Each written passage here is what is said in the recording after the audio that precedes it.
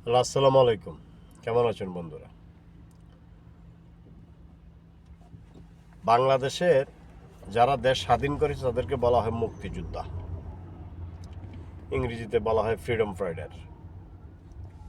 আর আমরা যারা প্রবাসী আছি, আমাদেরকে কিছুদিন আগে যে সরকারটাকে আমরা মেরে দেশ থেকে তাড়িয়ে দিয়েছি, ও সরকারের আমলে আমাদেরকে বলা হয়েছিল আমরা দ্বিতীয় মুক্তিযোদ্ধা, দেশের রেমিডেন্স যোদ্ধা।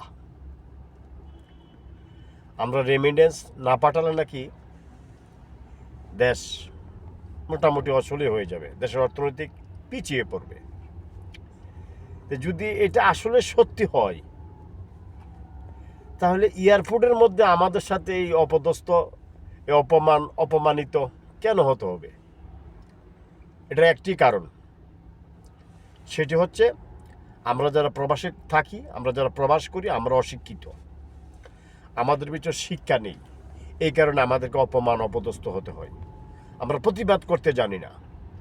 আমাদের কাছে প্রতিবাদ করার অস্ত্র হচ্ছে রেমিডেন্স বন্ধ করে দিতে হবে, ফুল শাটডাউন। একটি টাকাও বাংলাদেশে যাবে না ব্যাংকের মাধ্যমে, দেখবেন সরকার সিধা হয়ে যাবে। আর যে ওই প্রবাসী কল্যাণ মন্ত্রণালয়ে যে দায়িত্ব দিয়েছেন ডক্টর আসিফ নজরুল, উনি তো হচ্ছে একজন মোটামুটি আপনার পৃথিবীতে সব জিনিসের পতন আছে, চামচার পতন নেই। আপনি কি জানেন এই আসিফ নজরুল হচ্ছে একজন চামচা?